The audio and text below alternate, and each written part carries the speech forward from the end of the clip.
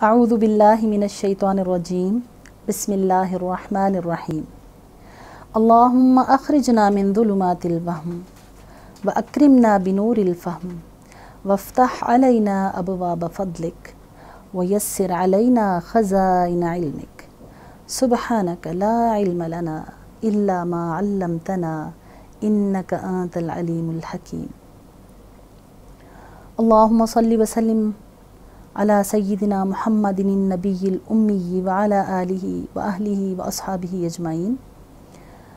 आज हमारी गुफ्तगू का मौजू बहुत ही मुबारक, बहुत ही हसीन है। हम उस पाकीज़ा हस्ती के बारे में बात करने चले हैं कि जब उनका नाम नामी ज़बान पर आता है तो दोनों होंठ बेख्तियार एक दूसरे को चूम लेते हैं। सय्यदना मुहम्मद मुस्तफ़ा सल्लल्लाहु अलैहि वसल्लम, हमारी जान, हमारे माल, हमारी औलादें, हमारे वालिदैन, हमारा सब कुछ उन पर क़ुरबान। तो आज हम उनकी शख्सियत मुबारका के जिस पहलू पे बात करेंगे उससे पहले एक याद दहानी। अल्लाह ताला फरमाता है, लक़द काना लकुम फ़ी रसूलिल्लाहि उस्वतुन हसना, तुम्हारे लिए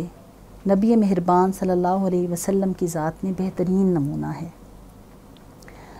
आज हमारा मौजू है कि रसूल मेहरबान सल्लल्लाहु अलैहि वसल्लम बहैसियत शौहर एक मिसाली शौहर थे। और आप ये देखिए कि जहाँ कुरान करीम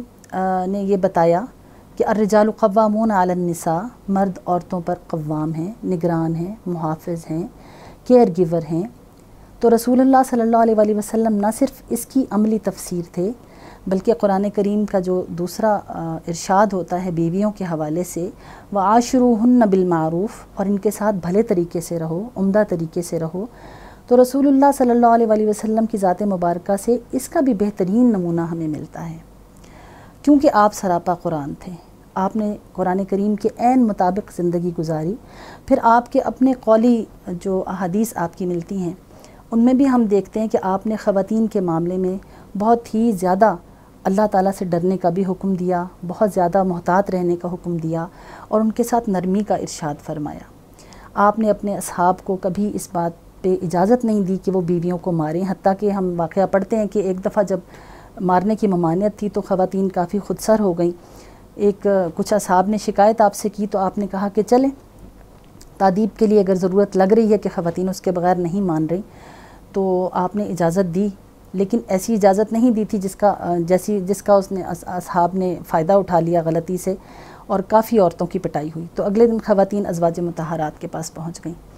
और उनसे शिकवा किया। तो अज़वाज मुतहरात ने जब आपके पास बात पहुँचाई तो आप बहुत गुस्से में आ गए और आपने फरमाया कि तुम में से हरगिज़ वो लोग अच्छे नहीं हैं, तुम में से हरगिज़ वो लोग अच्छे नहीं हैं जो अपनी बीवियों को मारते हैं। तो गोया कि रसूलुल्लाह सल्लल्लाहु अलैहि वसल्लम की ज़िंदगी को हम देखें तो वो अपनी बीवियों के हक़ में सबसे ज़्यादा मेहरबान थे, और अपने कौल व अमल से आपने इसको साबित किया कि आप एक मिसाली शौहर थे। एक मिसाली शौहर का जो तसव्वुर ज़हन में आता है ना आपकी सीरत मुबारका को पढ़कर, वो एक इंतहाई मेहरबान शख्सियत जिसकी मौजूदगी में बीवियों को राहत मिले, जिनके आने से बीवियाँ खुश हो जाएँ और जिनके जाने से उदास हो जाएँ। ऐसा नहीं कि जब वो आएँ तो घर में ज़लज़ला आ जाए और सब लोग कोनों खुदरों में छुपते फिरें और एक परेशानी का आलम हो और तमन्ना करें कि कब ये बाहर जाएंगे तो कब हम सुख का सांस लेंगे। तो हम आज रसूलुल्लाह सल्लल्लाहु अलैहि वसल्लम की शख्सियत मुतहरा से शौहरों के लिए जो उसवा हसना सामने आता है उसको मुख्तलिफ़ नकात के तहत देख लेते हैं। सबसे पहले जो मैं बात करना चाहती हूँ वो ये कि आप सल्लल्लाहु अलैहि वसल्लम ने ना सिर्फ़ अपनी अज़वाज के हकूक़ की बेहतरीन अदायगी की बल्कि उनके हकूक़ से बढ़कर उनके साथ हुस्न मामला फरमाया। एक्सीलेंस आपने जो मयार दिया ना वो एहसान का था। एहसान वो उर्दू वाला एहसान नहीं है जिसमें हम समझते हैं कि कोई नेकी करें तो एहसान जिता दें। ये वो एहसान है जिसका मतलब है एक्सीलेंस। इससे अच्छा रवैया रखा जा ही नहीं सकता था। जब ही आपने फरमाया कि तुम में से बेहतरीन लोग वो हैं जो अपनी बीवियों के हक़ में अच्छे हैं और मैं तुम सबसे ज़्यादा अपनी बीवियों के हक़ में अच्छा हूँ। अच्छा, हकूक़ की अदायगी पे हम बात करते हैं तो आप सल्लल्लाहु अलैहि वसल्लम ने अपनी तमाम बीवियों के हक़ महर नहायत खुश दिली से अदा किए। अब इसको आज के दौर में देख लीजिए, आपने हस्बे यानी जो उस वक्त की रिवायत थी उसके मुताबिक कम ज़्यादा रहे हक़ महर, आपकी इस्तात भी थी, अज़वाज मुतहरात की अपनी एक जो शान शौकत थी उसका लिहाज भी था। लेकिन आज के दौर में हम ये देखते हैं कि हक़ महर की अदायगी के हवाले से हमारे रवैये سنت سے متصادم ہیں۔ اکثر یہ ہوتا ہے کہ بہت زیادہ حق مہر بندھوا لیا جاتا ہے اور باندھتے ہوئے لوگ دولہا والے سوچتے ہیں کہ دینا کس نے ہے، چلو باندھ دو، اور پھر بعد میں کبھی اندت طلب کر دیا جاتا ہے۔ یعنی حق مہر کو ایک جو اکرام تھا عورت کا، اس کو وہ دینے کی بجائے ایک دنیا دکھاوے کا کام بن گیا، اور نتیجتاً عورت اس سے عملاً محروم ہو گئی، جبکہ سنت مطہرہ سے یہ ثابت ہے کہ اپنی بیویوں کے جو حق مہر ہیں وہ خوش دلی سے ادا کیے جائیں۔ پھر آپ نے نان و نفقہ کی ذمہ داری جو شریعت نے بنیادی حقوق دیے ہیں عورت کو، اس کے لحاظ سے دیکھیں تو بہت ہی اچھے طریقے سے نبھائی۔ اس میں یہ ہم دیکھتے ہیں کہ کچھ وقت آپ کا اسرت کا بھی گزرا اور کچھ فراخی کا بھی، لیکن آپ جس حال میں رہے آپ نے اپنی ازواج کو اسی طرح رکھا۔ مجھے بہت اچھا لگا جب میں نے یہ پڑھا کہ رسول اللہ صلی اللہ علیہ وسلم کی اگر ازواج کے پاس ایک لباس ہوتا تھا تو آپ کے پاس بھی ایک ہوتا تھا۔ اگر ان کو کھانے کے لیے گھر میں کچھ نہیں ہوتا تھا، فاقہ دیکھنا پڑتا تھا، تو رسول اللہ صلی اللہ علیہ وسلم باہر سے کھا کر نہیں چلے جاتے تھے، وہ بھی فاقے سے رہتے تھے۔ یہاں تک کہ ایک پڑوسی نے ایک دفعہ آپ کو دعوت پہ بلایا تو آپ نے پوچھا کہ کیا عائشہ بھی مدعو ہیں؟ سیدہ عائشہ رضی اللہ عنہا اس وقت ان کی باری تھی، تو انہوں نے کہا کہ نہیں، تو آپ نے کہا رہنے دو۔ اس کے بعد پھر ایک دن انہوں نے دوبارہ دعوت پہ بلایا تو آپ نے پوچھا کیا عائشہ بھی مدعو ہیں؟ تو انہوں نے کہا جی ہاں۔ آپ نے فرمایا ٹھیک ہے۔ گویا دعوت میں گئے تو اپنی بیوی کو ساتھ لے کر گئے، ایسا نہیں کہ میں خود جا کے کھا لوں اور بیوی کو گھر میں کچھ کھانے کو میسر نہ ہو۔ تو بہت ہی ایک پیارا سا انداز تھا۔ نان و نفقہ میں یہ بنیادی ضرورتوں کے حوالے سے تو ہم دیکھتے ہیں نا کہ کھانا پینا ہو گیا، لباس، رہائش جہاں رہتے ہیں، اس کے ساتھ ساتھ خواتین کے جو ایک فطری ایک جذبات ہیں زیورات کے حوالے سے، اپنے سجنے سنورنے آرائش کے حوالے سے آپ نے اس کا بھی اکرام فرمایا۔ آپ نے پسند فرمایا کہ خواتین مہندی لگائیں، اور آپ نے اسی طرح زیورات آپ دیکھیں سیدہ عائشہ رضی اللہ عنہا کے ہار کا واقعہ ہمیں ملتا ہے۔ کیوں؟ وہ ہار اپنی بہن اسما سے مانگ کر لے کے گئی تھی، گویا کہ آرائش و زیبائش کرنے کے لیے یہاں تک اجازت ہے کہ اگر ایک دوسری سے لے کر بھی پہن لیا تو کوئی حرج کی بات نہیں۔ آپ نے اگر اسے ناپسند کیا ہوتا تو سیدہ عائشہ رضی اللہ عنہا ایسا کبھی نہ کرتی۔ تو ہم یہ دیکھتے ہیں کہ یعنی ان کی بنیادی ضرورت سے بڑھ کر ان کی فطری جو ایک تقاضے ہیں خواتین کے، اس کا بھی اکرام اور لحاظ ایک خاص حد تک جتنا ان کے لیے ممکن ہے اور جتنا اللہ تعالیٰ نے اجازت دی ہے۔ پھر اس کے بعد گھر کی ذمہ داریوں کی جو ادائیگیاں ہیں اس میں بھی آپ صلی اللہ علیہ وسلم بہت تعاون کرنے والے تھے۔ ایسا نہیں تھا کہ جیسا ہم آج کا رویہ دیکھتے ہیں کہ افراط و تفریط ہے۔ کہیں تو یہ کہا جاتا ہے کہ مطالبہ کیا جاتا ہے کہ ایک دفعہ دودھ کی بوتل اگر ماں بنائے گی تو اگلی دفعہ باپ بنائے گا رات کو اٹھ کے، ایک ڈائپر ماں تبدیل کرے گی تو ایک باپ تبدیل کرے گا۔ یہ بات نہیں تھی۔ بات یہ تھی کہ آپ جو بھی کام کر رہے ہیں، گھر کی جو بھی ذمہ داریاں، ان میں جتنا ممکن ہے ایک دوسرے کو راحت پہنچائیں، ایک دوسرے کے ساتھ مل کے کریں۔ یعنی اس کو قانونی رنگ دینے کی ضرورت نہیں تھی، جیسا ہمارے ہاں اب بھی کوشش کی جاتی ہے کہ قانون بنا دیے جائیں۔ حالانکہ زندگیاں خوبصورت ہوتی ہیں اخلاق کے ذریعے سے، قانون کے ذریعے خوبصورتی نہیں آتی۔ تو میں یہ بات آپ سے کر رہی تھی کہ گھر کی ذمہ داریوں میں تعاون ہم دیکھتے ہیں کہ کپڑے اپنے جو ہیں اگر وہ ادھڑ جاتے ہیں تو خود سلائی کر لی، جوتے بھی مرمت کر لیے، حتیٰ کہ رسول اللہ صلی اللہ علیہ وسلم کے بارے میں ایک جگہ میں نے پڑھا کہ آپ نے روٹی بھی لگائی گھر والوں کا تعاون کرنے کے لیے، ان کے ساتھ تعاون کے لیے۔ یہ الگ بات کہ آپ کے ہاتھ کی چپاتی کو آگ نے نہیں کچھ کہا، چھو نہیں سکی آگ اس کو۔ اور میں نے یہ بھی پڑھا کہ اپنے آپ یعنی صرف خواتین کے اوپر ہی سارا لوڈ نہیں تھا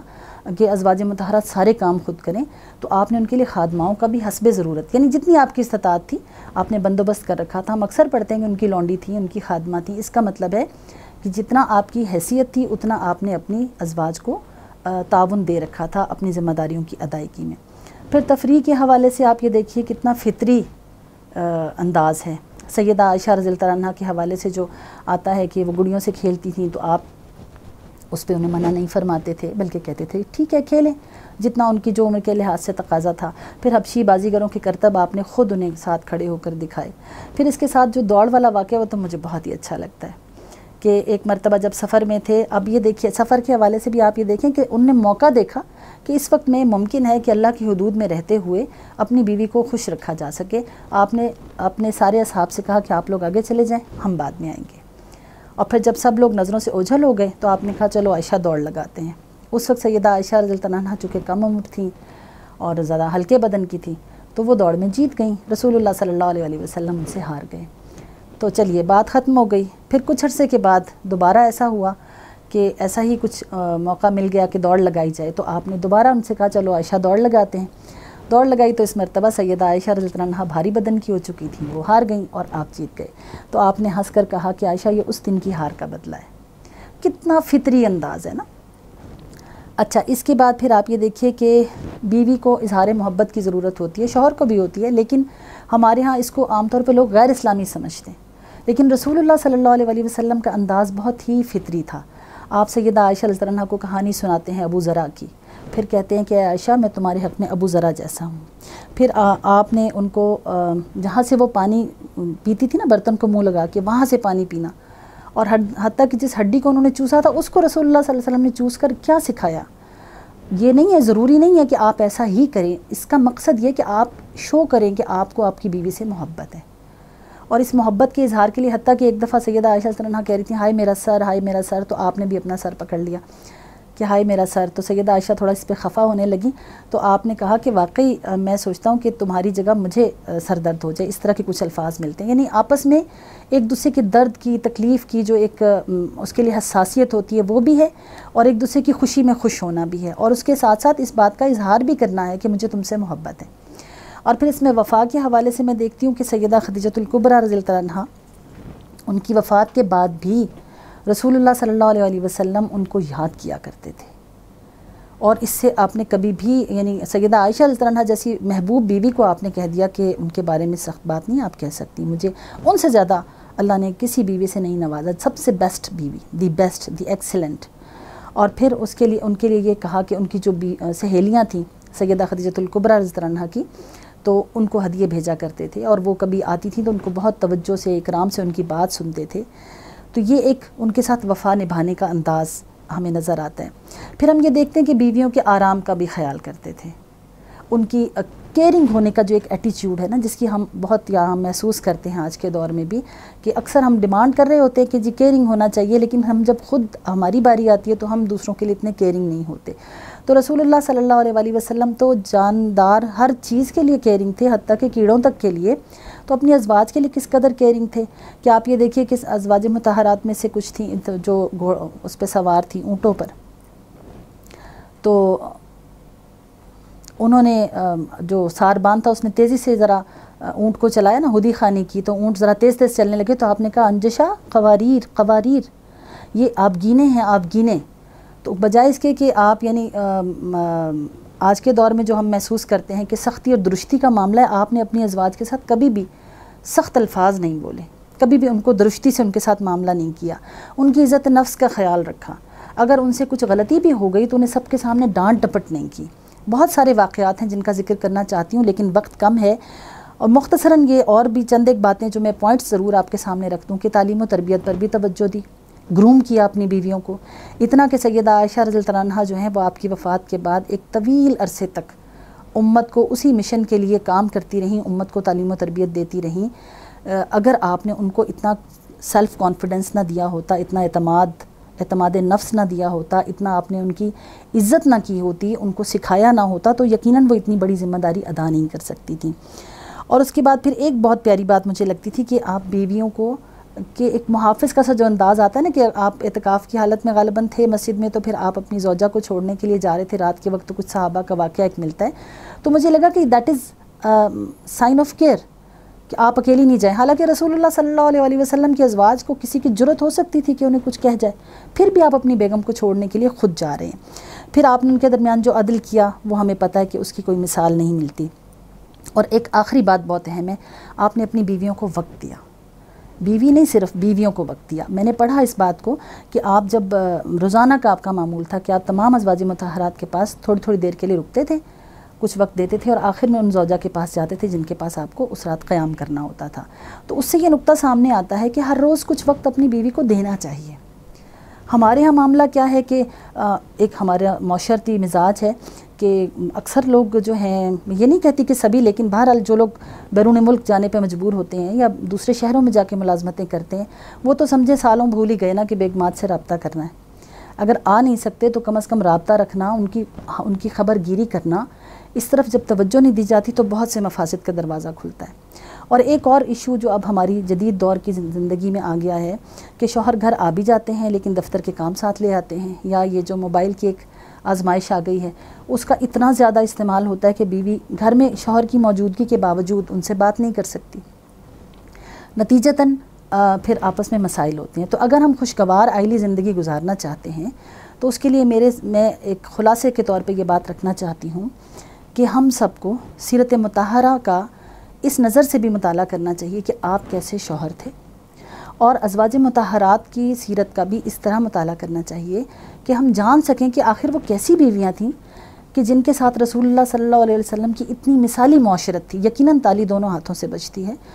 رسول اللہ صلی اللہ علیہ وسلم کی ازواج بھی بہترین بیویاں تھیں، وہ بھی مثالی بیویاں تھیں۔ اور آخر میں بس یہ کہوں گی کہ خواتین اس نظر سے سیرت کا مطالعہ نہ کریں کہ انہوں نے اپنے شوہروں کو اس پر جانچنا ہے کہ وہ مثالی شوہر ہیں کہ نہیں، بلکہ وہ اپنی اولاد کو مثالی شوہر بنانے کی، اپنی بیٹوں کو مثالی شوہر بنانے کی کوشش کریں۔ اور اسی طرح مرد بھی جب ازواج مطہرات کی سیرت پڑھیں تو اپنی بیویوں کو جانچنے کی بجائے اپنی بیٹیوں کی تربیت میں اس چیز کا خیال رکھیں کہ وہ مثالی بیویاں بنیں، اور خود بھی انشاءاللہ اپنے عمل کے ذریعے سے اللہ کرے کہ ہم نے جو کچھ کہا اور سنا وہ ہمارے حق میں حجت بنے، ہمارے خلاف حجت نہ بنے۔ وآخر دعوانا ان الحمد للہ رب العالمین۔